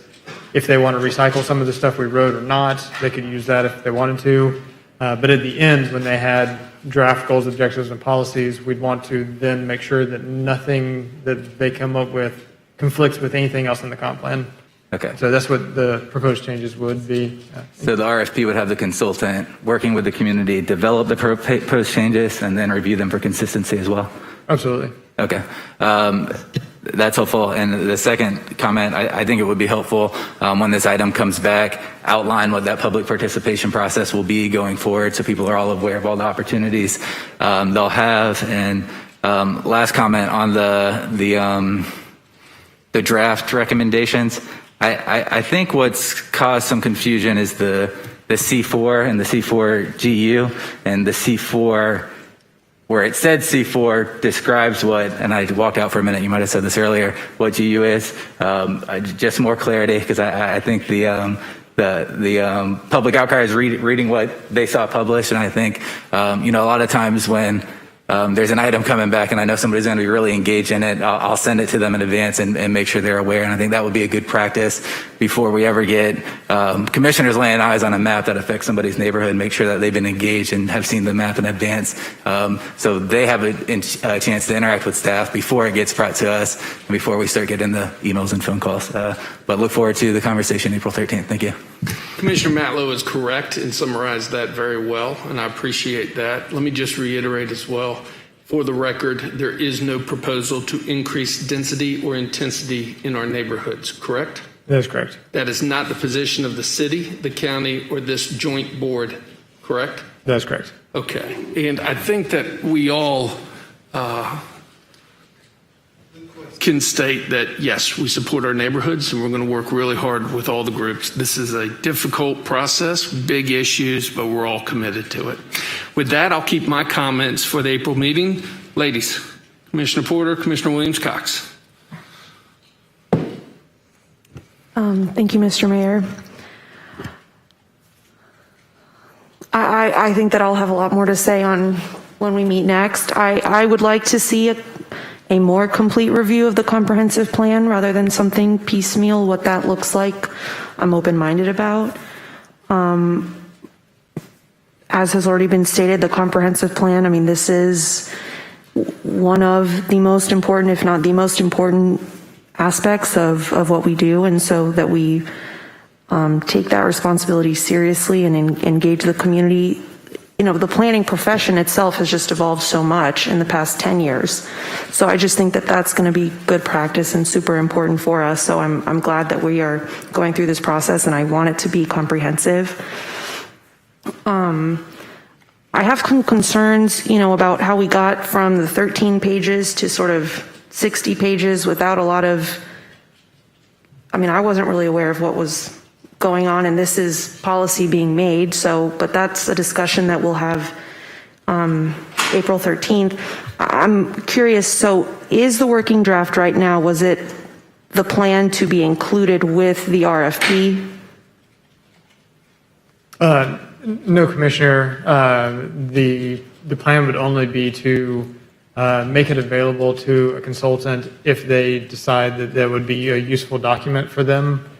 That draft plan was based on the existing zoning districts and land use designations, and kind of rearranging some things, and then applying the DOT context classification.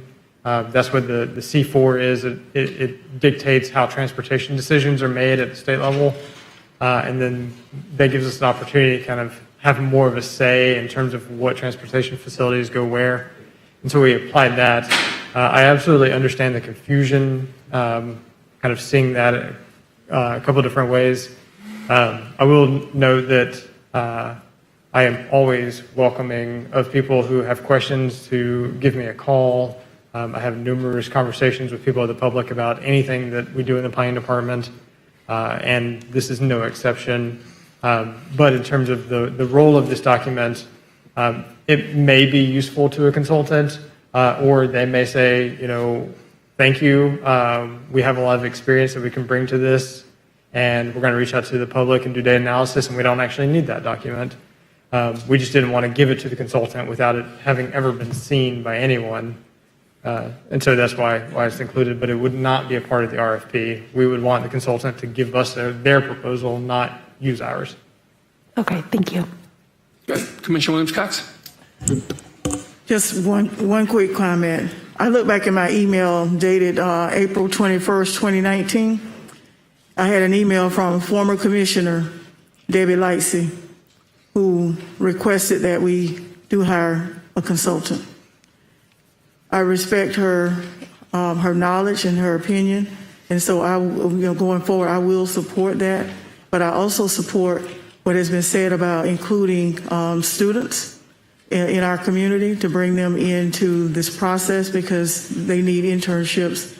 I also believe that the whatever historical documents that are available also be provided. Having been a consultant, although my work was in the IT world, it's good to know whatever was happening before to make your transition to the to be. So you can't expect someone to just come in and carve out something and not know what happened previously. So I think that it's going to require knowing all that occurred as much as we can provide that occurred prior to now, so that we don't make some of the same mistakes that we've made in the past, and that we can rely on consultants and students and people who are very knowledgeable, like some of the names we've heard today. We know that Pam Hall is in heaven. We're hoping that she's instructing us from heaven, if only telepathically from you, Commissioner Dozier, through her notes that she provided to you. But we also have others, and Commissioner Proctor mentioned Wendy Gray, and there are a number of others in our community that I think we do have a great brain trust of knowledge of what Tallahassee used to be and what Tallahassee can be in the future. So I look forward to having that dialogue and that engagement with our citizens, with our students, and with the professionals, and with, of course, our commissioners, our elected officials. Thank you. Excellent. Seeing no further comment, Mr. Chairman, turn back over to you for the next item. Thanks very much, Mayor Daley. Okay, Artie, could you please introduce the next agenda item, please? I'll hand it over to Devin Levins, who will lead the next agenda item. Good afternoon. How y'all doing? Good.